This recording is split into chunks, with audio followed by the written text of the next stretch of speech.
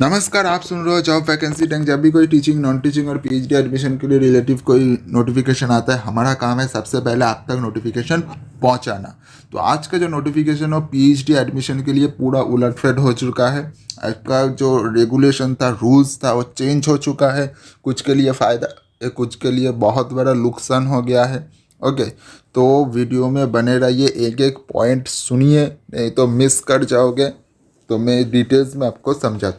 तो जैसे कि आप देख पा रहे हो, देखिए आपका जो नया रिक्रूटमेंट का नोटिफिकेशन आया हुआ है, उसके लिए आपका पहले एक ड्राफ्ट आया था, तो अब उसे इम्प्लीमेंट करने के लिए रूल्स बना दिया गया है। ठीक है, तो ये वो लेटर हेड है जिसे यूजीसी के तरफ से ये दिया गया है।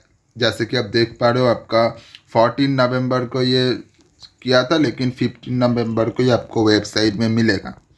ओके, तो ये जो आपका सबसे पहले आप ये रेगुलेशन का नोट कर सकते हो। जैसे कि मैं कहता हूँ, सब्जेक्ट के लिए आपका देखिए मिनिमम, ये देखिए UGC respected sir madam, the UGC regulation which set the minimum standard and approach of PhD have been revised according to recommendation of National Education Policy 2022, and the UGC has notified the new UGC regulation 2022 in the official gazette on 7th November 2022। तो इसको एक regulation का नाम दे दिया है, 2022 का regulation. तो ये अब चेंज हो चुका है। ठीक है, तो इस जो चेंज हो चुका है, ये सभी हायर एजुकेशन इंस्टीट्यूट को इम्प्लीमेंटेशन करने के लिए भी बोल दिया गया है। तो क्या क्या चेंजेस है, चलिए देखते हैं। अगर आप ग्रेजुएटी पे आते हो तो आपको इधर हिंदी में भी मिलेगा और इंग्लिश में भी मिलेगा। ठीक है, तो इंग्लिश में हम बता देते हैं, इंग्लिश में सभी को समझ में आता है और मैं एक्सप्लेन हिंदी कर देता हूँ। तो चलिए इंग्लिश का जो दिया गया है उसमें आ जाते हैं डायरेक्टली। तो आपको ये रेगुलेशन दिया जा रहा है शॉर्ट टाइटल, जैसे कि आप देख पा रहे हो। तो एक से आपका बहुत रेगुलेशन दिया हुआ है, तो मैं आपको इम्पोर्टेंस जो भी है वो सिर्फ बता देता।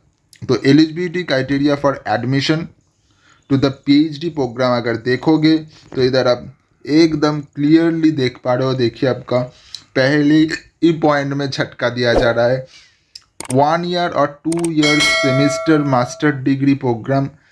ठीक है, तो 4 ईयर्स और 8 ईयर्स बैचलर्स डिग्री प्रोग्राम करोगे तो आप पीएचडी के लिए अप्लाई कर सकते हो। ओके, तो मतलब 4 ईयर और 1 ईयर, 4 ईयर मतलब 1 year master degree and 4 years bachelors degree, total 5 years. तो करोगे तो आप अप्लाई कर सकते हो। उसके साथ साथ अगर 3 ईयर्स का बैचलर्स डिग्री और 2 ईयर्स का आपका मास्टर डिग्री करोगे तब भी आप अप्लाई कर सकते हो। ठीक है, तो 55% मार्क्स चाहिए, तो रिलैक्सेशन जैसे मिलता तो वैसे मिलेगा।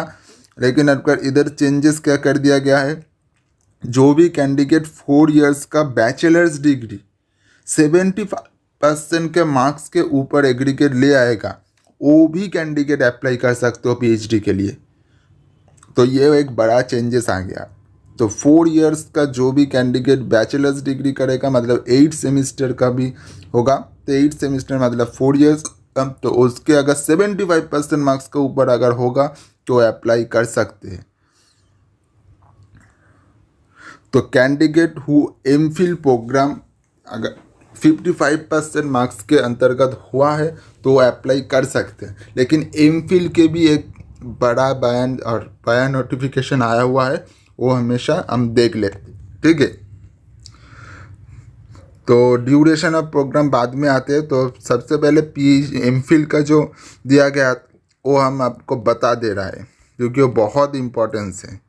तो अगर इधर देख पा रहे हो नंबर 14 में, ग्रांट ऑफ एमफिल डिग्री देखिए, higher education institute shall not offer the MPhil program, मतलब इसके बाद से एमफिल प्रोग्राम होगा ही नहीं। ओके, तो मतलब जो भी कैंडिडेट एमफिल कर चुके हैं उसके लिए ही से वो जो नोटिफिकेशन था, ये ऊपर वाला जो देख पा रहे हो, इधर देख, जो इधर था देखिए, जो एमफिल का 55% मार्क्स वो जो इंडिकेट कर चुके हो या फिर कर रहे हो कंप्लीट होने वाला, उसके लिए ही ये एलिजिबल होंगे। इसके बाद एमफिल का कोई ऑफर ही किया नहीं जाएगा। तो एमफिल का अगर ऑफर नहीं होगा तो उसके तो एलिजिबिलिटी पर कोई बात ही नहीं बनता। ठीक है, तो ये एक बड़ा चेंजेस आ चुका है। ठीक है, तो उसके बाद अगर देखो स्टूडेंट प्रोविजन के लिए आपके इधर थोड़ा बहुत एक टाइम है, और पीएचडी पार्ट टाइम मेथड के लिए अगर देखोगे तो पार्ट टाइम कौन कौन कर सकते हैं। पार्ट टाइम जो भी कैंडिडेट आप वर्किंग उसको नो ऑब्जेक्शन सर्टिफिकेट देकर तभी आप अप्लाई कर सकते हो पीएचडी पर और पीएचडी प्रोग्राम पर। और वो कौन से कैटेगरी में आओगे, पीएचडी पार्ट टाइम कैटेगरी में आओगे। तो इधर आपको भी थोड़ा बहुत चेंजेस हो गया। पहले पार्ट टाइम के और भी जनरल स्टूडेंट भी कर सकते थे, लेकिन अब नहीं कर सकते। जो वर्किंग होगा वही कर सकते हैं। ठीक है, तो इधर आपको बहुत सारे चेंजेस देखने को मिलेगा, लेकिन मैं आपको थोड़ा बहुत जो भी आपका इम्पोर्टेंस था मैं आपको बता देने जा रहा हूँ। ओके, तो फिर से हम ऊपर चले जाते हैं। तो इधर अगर आप ड्यूरेशन ऑफ प्रोग्राम की तरफ देखोगे तो ड्यूरेशन ऑफ प्रोग्राम आपका मिनिमम आपका 3 इयर्स का रहेगा और मैक्सिमम 6 इयर्स का रहेगा। लेकिन आपको 2 इयर्स का एक्सटेंड दिया जाएगा कौन से केस में। तो अगर आप 2 इयर्स जैसे कि देख पा रहे हो इधर देखिए, higher education institute provide that complete PG not exit 8 years के ज़्यादा नहीं दिया जाएगा, लेकिन 2 इयर्स का थोड़ा थोड़ा आपको दिया जाएगा। कौन से पर्सन विथ डिसेबिलिटीज़ अगर होगा, फीमेल कैंडिडेट होगा, तो उसका थोड़ा बहुत ये जो 2 इयर्स का है वो मिल सकता है। ठीक है, तो उसके बाद PhD success not existed in 10 years date admission in the PhD. तो उसके बाद फीमेल पीएचडी स्कॉलर्स में have provide maternally leave a child care leave for up to 240 days in the entire duration of PhD program. Okay, मतलब 240 days से ज़्यादा आप leave पर नहीं जा सकते अगर फीमेल कैंडिडेट हो, मैटरनिटी लीव पर आप जाना चाहते हो तो। ठीक है, तो प्रोसीड्योर एडमिशन जो आपका जो लगभग वो सेम ही है, UGC net, CSR net, get set वही है आपका दिया गया है। लेकिन चेंजेस जो उधर हुआ था वही आपका बहुत बड़ा चेंजेस हो चुका है।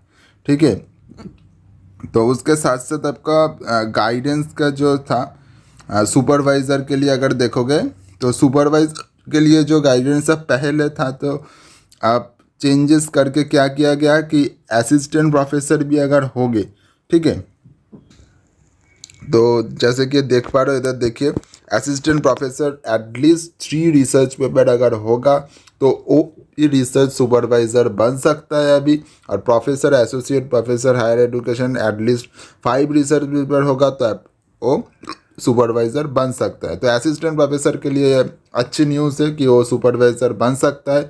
तो ये जो शॉर्टेज हो रहा था उसके लिए तरीका निकाला गया है, अब बोल सकते हो।